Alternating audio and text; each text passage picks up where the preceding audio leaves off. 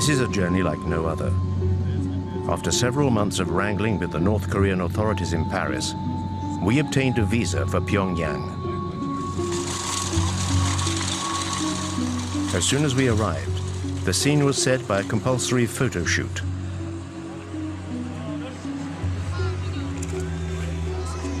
Journalists are kept under close surveillance. To go to North Korea is to accept the presence 24 hours a day of guides who are guarantors of the country's good image.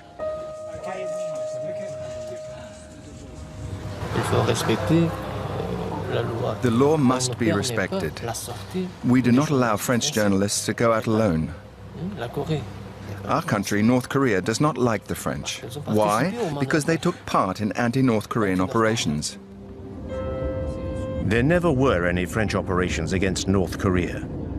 But in Pyongyang's eyes, every foreigner is a potential enemy who has to be closely watched. It's the sworn duty of each guide to chaperone the visitor and regurgitate the regime's propaganda. Even these official North Korean guides may not be filmed. During our stay, we will be confined to our Pyongyang hotel, with absolutely no chance of being allowed to go out into the city unaccompanied. So, Mr. Han, what are we going to do? What now? Going for a stroll. Where? Here. In the hotel? Yes, in the hotel. Maybe we could go into town. No.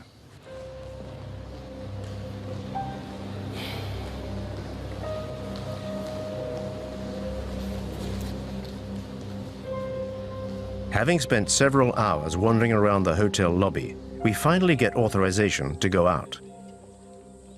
Any trip is pre-programmed and serves the objectives of the propaganda machine. The house where the founder of the nation was born reminds foreigners of President Kim Il-sung's heroic deeds and helps to affirm the family's legend. When she was 14 years old, the president left his native home, Mangyongdae, firmly determined not to return before Korea became independent. Since then, the president led the 20-year-long arduous anti-Japanese armed struggle to a shining victory and finally liberated our country. So our country... Hundreds of North Korean soldiers are taking part in a mandatory pilgrimage to honor the eternal president's memory. Here in Mangyongdae, from the grandfather, Kim Il-sung, to the present incumbent, his grandson, Kim Jong-un, the leaders are as one in official pronouncements. Well, we now have the respected Comrade Kim Jong-un as our Supreme Commander. He is exactly like the President Kim Il-sung and the great General Kim Jong-il in his ideal leadership and in his humanity. So our Korea will always emerge victorious in the future too, under the wise leadership of the respected Marshal Kim Jong-un.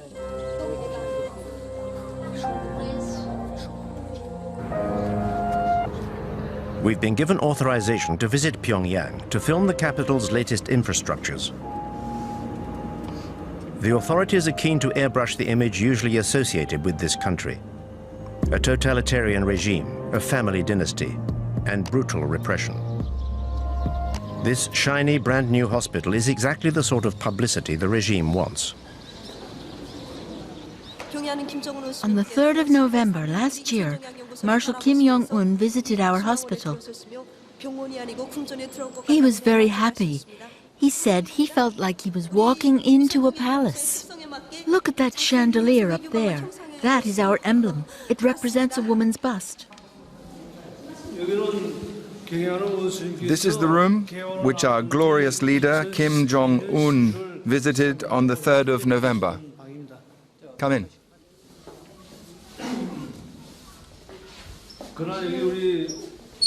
This is the bed the Marshal sat on when he came here. He asked how long the patients stay here. And Marshal Kim Jong-un sent us this 42-inch television the day after his visit. So you sleep here, is that right? You're a patient here? Yes. Do you speak French? A little. What a stroke of luck. The first patient we meet and she speaks French. How much longer are you going to be staying here? A week should be enough, I think. Wearing her hospital clothes, this patient is giving the performance of her life in this well-directed play.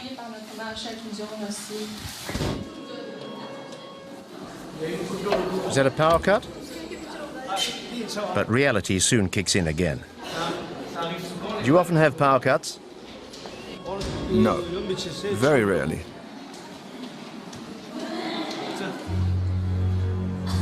The hospital's employees do their best to remain unmoved by such events. Nothing can tarnish the image of the country and those who run it.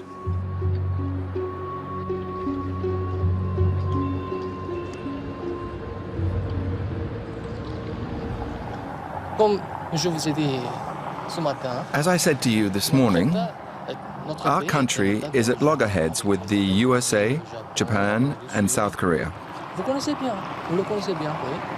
So we need a strong military, many soldiers to defend the fatherland. There is always tension in the Korean Peninsula.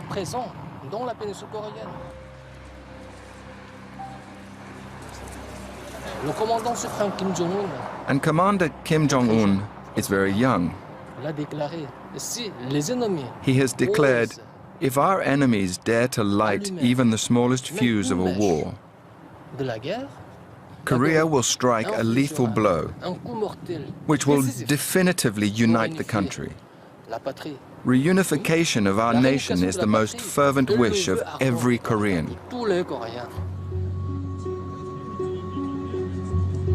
This desire for reunification dates from the end of the Korean War in 1953, when the peninsula was split into two countries. But no peace treaty was ever signed. Officially, the two Koreas are still at war.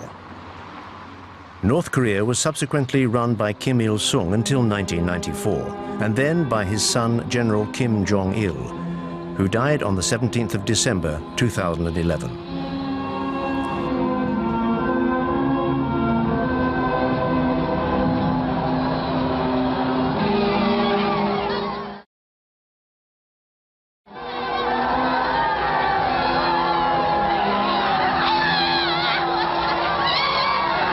Kim Jong-un, son of the late Kim Jong-il, has been in power for 3 years. In life or in death, the Kim dynasty's power over 24 million North Koreans endures.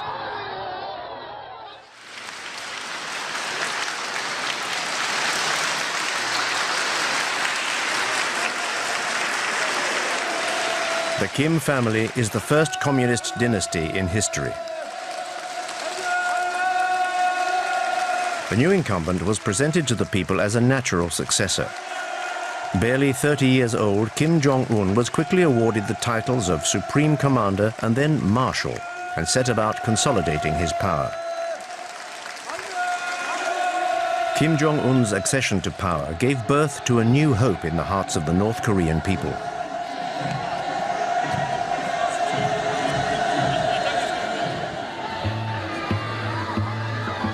More of a modernist than his father, he built theme parks and was accompanied at public appearances by his wife.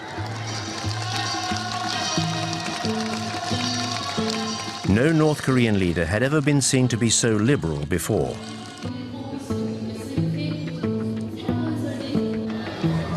Kim Jong-un cultivated his image right down to his posture, which was designed to be reminiscent of his grandfather's. Propaganda has now established him as the third strongman of the North Korean nation. The leader is the country's brain and the people are its body. Our guide is here to remind us of this. Marshal Kim Jong-un is exactly like General Kim Jong-il in his human virtues, his political leadership, and his philosophy. Therefore, everybody respects and idolizes him. The guide's rhetoric is always the same. Under Kim Jong-un, devotion to the leaders remains almost religious. Like all transient foreigners, we're constrained by the regime's demands.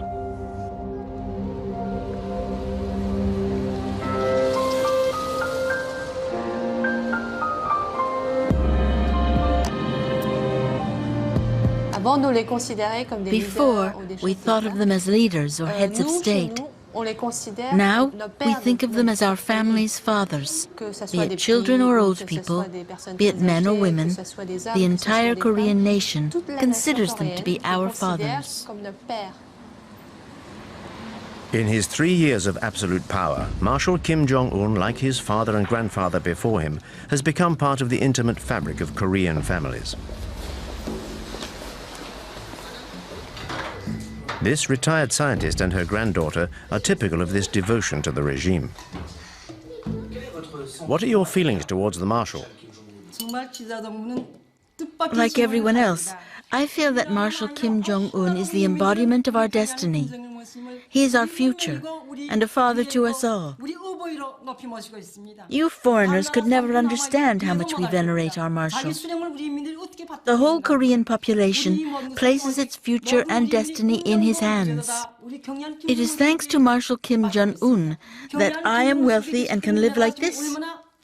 In fact, maybe you know the song which speaks of the rise of our young nation and tells how our country will be built by the people under the guidance of Comrade Kim Jong-un. Thanks to him, our future will be brilliant and socialism will triumph.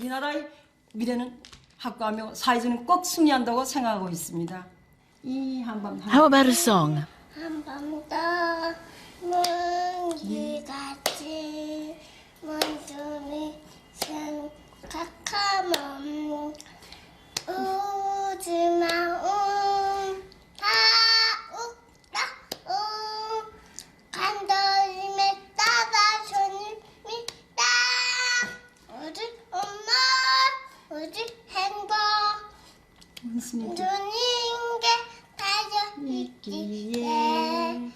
아침 저녁 소원은 하나 원수님의 안녕입니다. You see, even little children miss the Marshal, so they salute him in their songs. Your granddaughter who just sang, she's 2 years old. What kind of future do you want for her? What kind of country will she live in? I feel sure that she will live in a strong and prosperous country that will incarnate the might of Mount Baekdu. That she will live in a world where she will have no cause to envy others.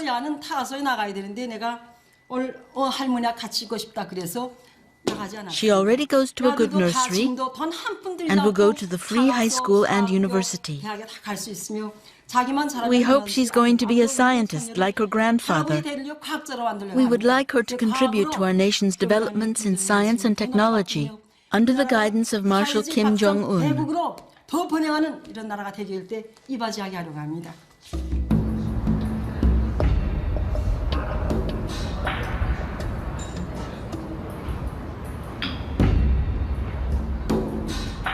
Under Kim Jong-un, the nation's future elite is being coached in Pyongyang's model schools.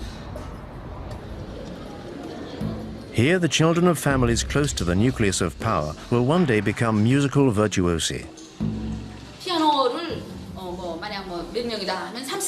We teach the children piano, but out of 30 pupils, only a few will be selected for the National Academy of Music. Some will become pianists, and others will just become composers or singers.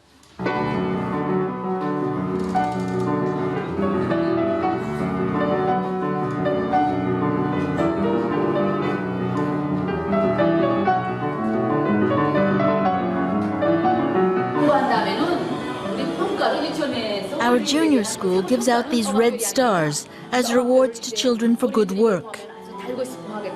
And when they see these stars, it also makes them want to join the army.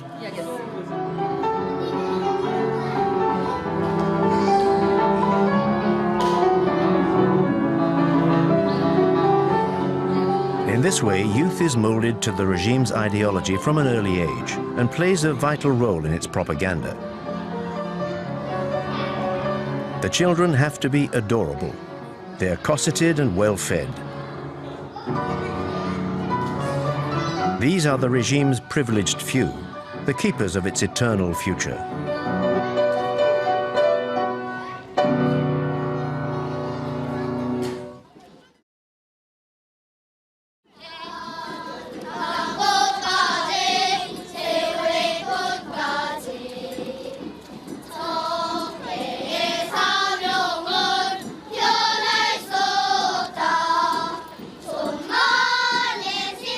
From infant school through to university, devotion to the leader seems unfailing. But all the parades, songs and smiles hide another reality. The images that we filmed in North Korea give no insight into how this enigmatic country really works. Only North Korean refugees who have fled their homeland can genuinely shed light on the country's everyday life. What your footage shows is children who are all at the same level. The ones who lead the parades on the streets of Pyongyang are psychologically groomed throughout their time at school, and usually they have access to better facilities, owing to their parents' position, because it's a privilege to lead parades like this through the streets of the capital.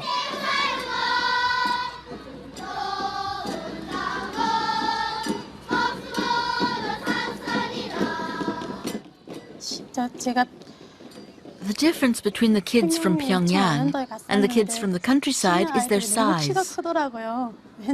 The children from the capital are much bigger than the country kids of the same age. This is due to lack of protein in their diet.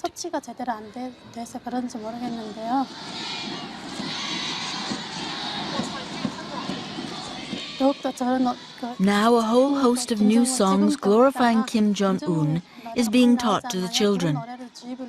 And they teach them to us, their parents.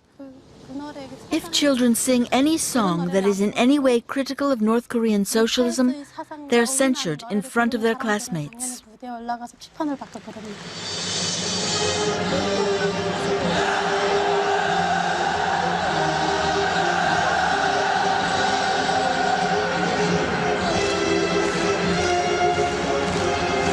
This indoctrination of youth is an absolute priority.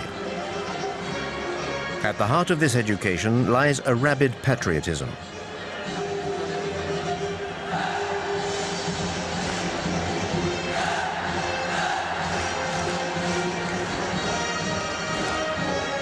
These children are the future of North Korea and have to be ready to defend their nation. These mass spectacles are designed for the North Korean nation to promote its sense of power.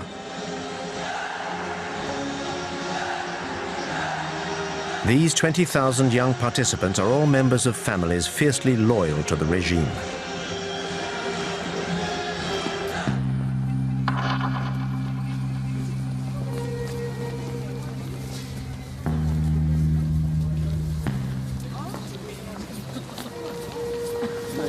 These Pyongyang citizens are an essential part of the regime's rhetoric, at its very core. Students, teachers, and high-ranking military officers whose loyalty is beyond question. These men and women from the capital's elite are the only people allowed to meet foreigners. Like the Park family, a couple of university professors hand-picked by our guides. The Park family's exemplary conduct has enabled them to move into this block of flats. I'm still emotional talking to you now. We used to live on Mansadong Hill over there, in a flat on the 15th floor of a building, where those two statues of our leaders are. We were given this apartment on the 2nd of July 2012. Marshal Kim Jong-un came to visit us on the 4th of September 2012. He looked at every room, even the bathroom.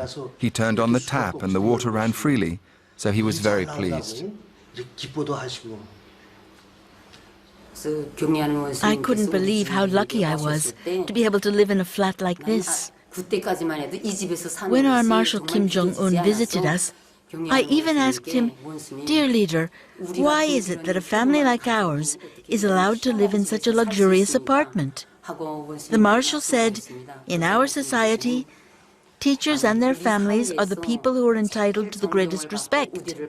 If people like you can't benefit from living in a place like this, then who can? You deserve to live here." That's what the Marshal told me. A model flat for a model family. Happiness, North Korean style, is, like everything else, stage managed. In order to ensure their loyalty and to disguise the iron rod hanging over the population, Kim Jong-un has transformed Pyongyang into a shop window for the regime's privileged few.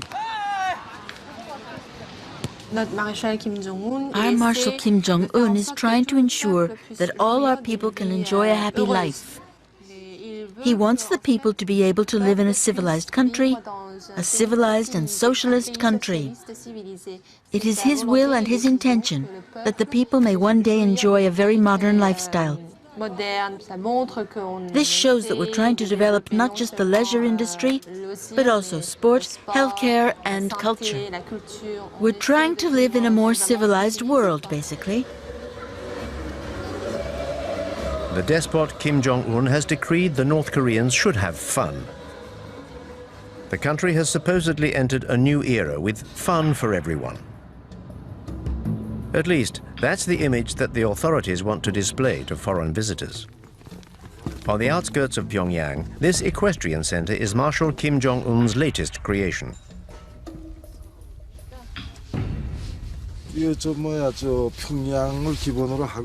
equestrian center is for the benefit of everybody: workers, employees, old people, and even small children. Nothing is left to chance. There's no room for improvisation. I'm on my way. They want to see the merry-go-round. Get everything ready quickly and let the others know. We're on our way.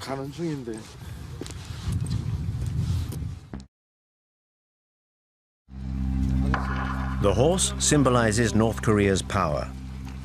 If you believe what the North Koreans say, the Kim family comes from a long line of horsemen. The legend surrounding the supreme leader continues. Between 1990 and today, Marshal Kim Jong-un got on a horse 300 times, advised and coached by General Kim Jong-il. He worked very hard at it. In order to become a great horseman, he studied and read many books which enabled him to master every aspect of horse riding. That's why he's such an expert now. The myth surrounding Kim Jong-un borders on the grotesque. Indoctrination seeps into every aspect of life. Our presence here serves to export this ultra-propaganda across the country's borders.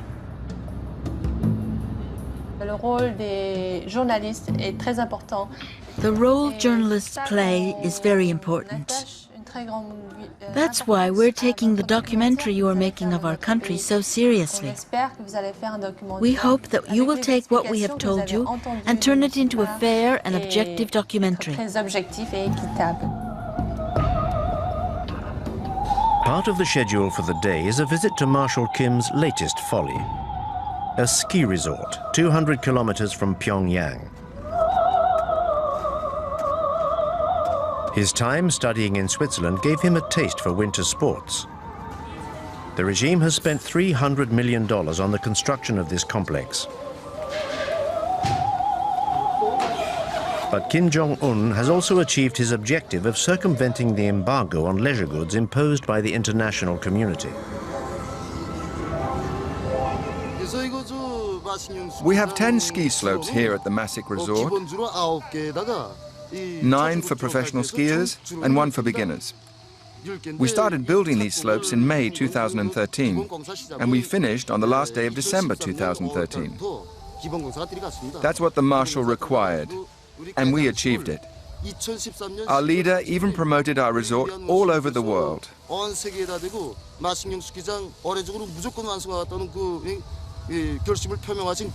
Skiing is part of our country's culture. And so Kim Jong-un wanted this resort built to develop our civilization.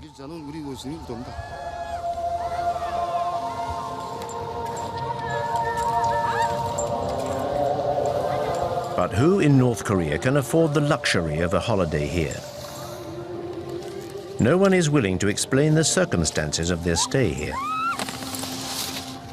The resort was designed with the people in mind, and the prices too have been set with the people in mind. In Marshal Kim Jong-un's socialist country, money remains a taboo subject. Only 5,000 North Koreans are estimated to have the means to use this resort.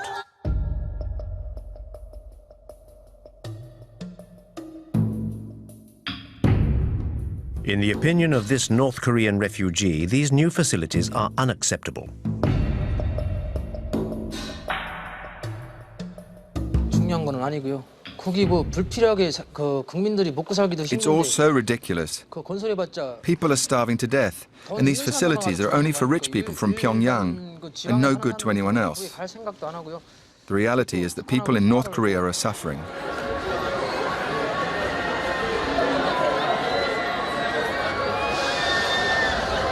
이런 건설하는 거 이런 거는 그냥 When I see all these leisure facilities being built, I think to myself that it's just to placate the people and show people abroad that the country is capable of achieving these things.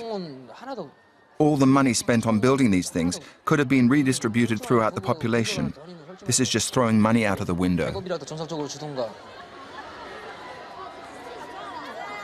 North Korea's economic difficulties do not stop the regime from spending money hand over fist.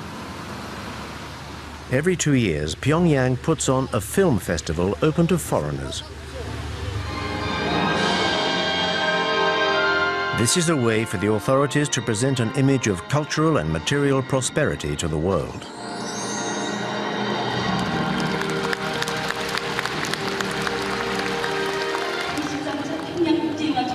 We declare the 13th Pyongyang International Film Festival open. The films and cartoons shown all follow the party line, of course. This amenability towards the world outside North Korea is limited, and tributes to the leader are never far away. This event is all the more important because it only takes place thanks to the interest and the love that Marshal Kim Jong-un has for the cinema. You're about to watch films which are completely innovative in both form and content. North Korean cinema has a central role in the propaganda machine. It educates even before it entertains.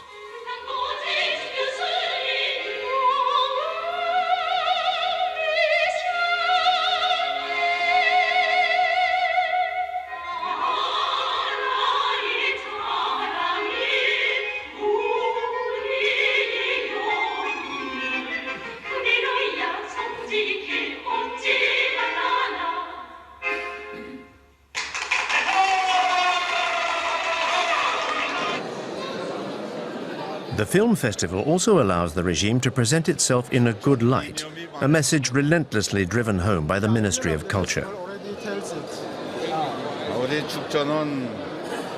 We want independence, friendship, and peace between peoples. All over the world? Yes, all over the world. A select group of dignitaries and a few foreigners are being treated to a soiree orchestrated by the great and good of the regime.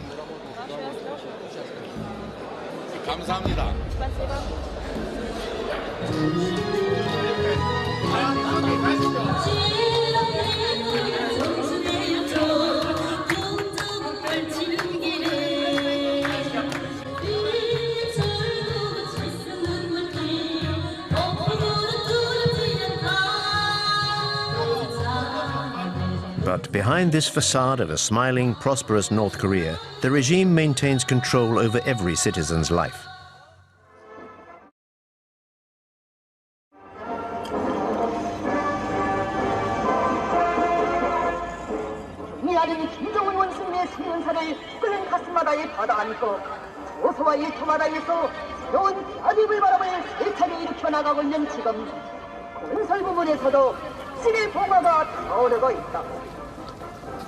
평양 원숭이의 수년사를 엮여봤더니도 송청강 기관식발전소 건설장과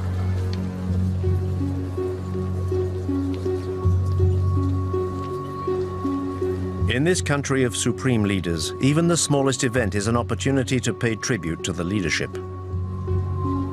Under North Korea's totalitarian system, there is no other choice.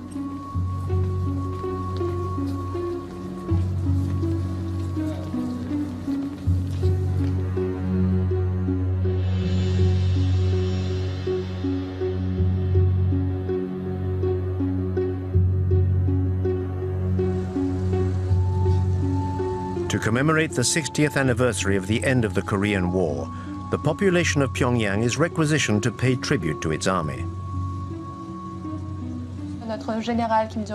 General Kim Jong-il said, "To safeguard our country, one can live without candy, but one cannot live without bullets." Our guide's words are directly influenced by the Songun doctrine, devised by the former leader Kim Jong-il, which gives the army the dominant role in building North Korea's socialism.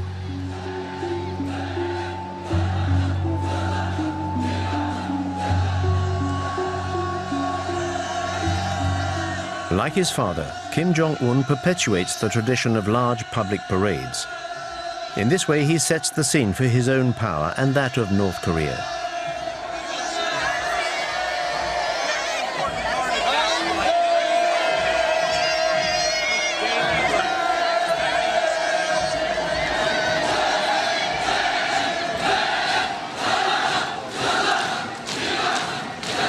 The army is the keystone of the regime, with 1 million North Koreans enlisted and a third of the population reservists.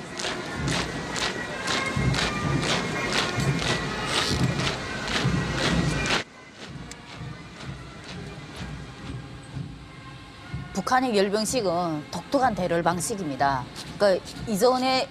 These parades are quite remarkable. I think they used to do something similar in the former USSR. What leaders Kim Il-sung and Kim Jong-il taught us was a style of military marching called the Hell March, which dated from the end of the war with Japan. It's a style that Kim Il-sung was already using when he fought the Japanese. The idea is to intimidate the enemy. When you do a hopping goose step like that, it's rough on the stomach. When we trained, we were told to wear 2 leather belts done up very tightly under our belly. This pushed up your stomach, which you can imagine is very painful.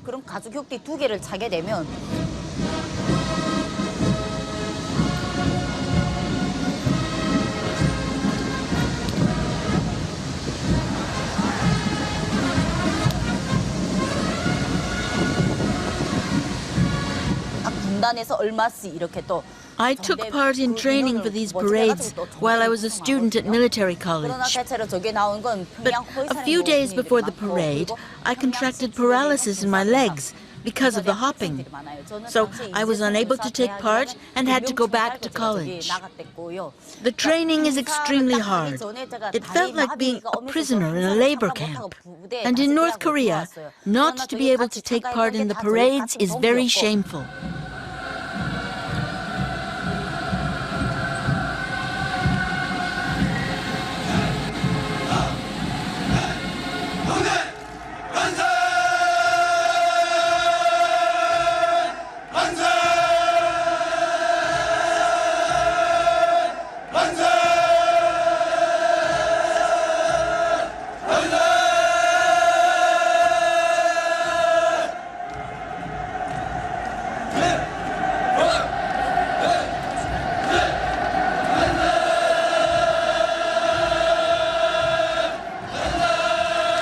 In order to establish his authority over the army and the party, Kim Jong-un took his inspiration from the darkest days of Stalinism. In December 2013, the young dictator began a violent purge of the state's apparatus. Any officials who could have got in his way were brutally eliminated, beginning with his own uncle, Jang Song-taek, who was very influential at the heart of the regime.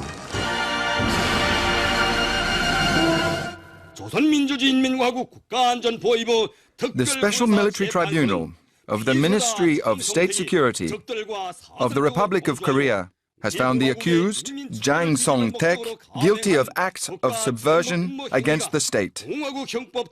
His goal was to overthrow the power of the proletariat by aligning himself with our ideological enemies.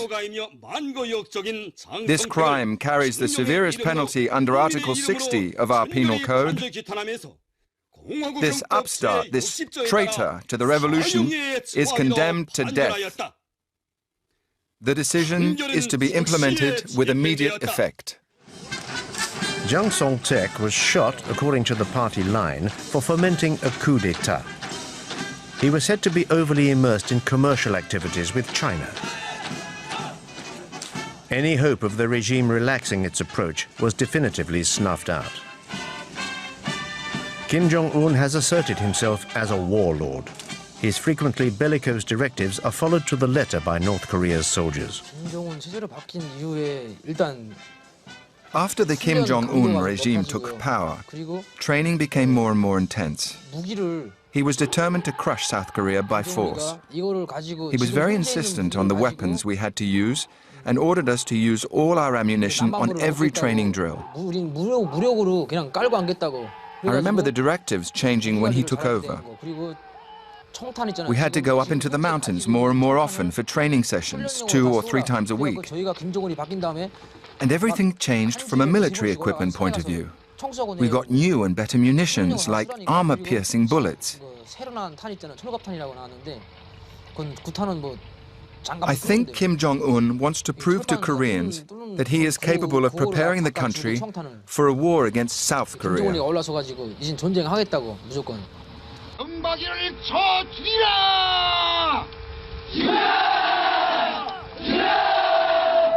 Marshal Kim Jong-un regularly challenges his southern neighbor and enemy. The regime's belligerent rhetoric goes hand in hand with provocative acts such as nuclear trials or military maneuvers. The state needs an enemy to justify the economic priority given to the military. This policy operates with no regard for the population, which outside Pyongyang is still vulnerable.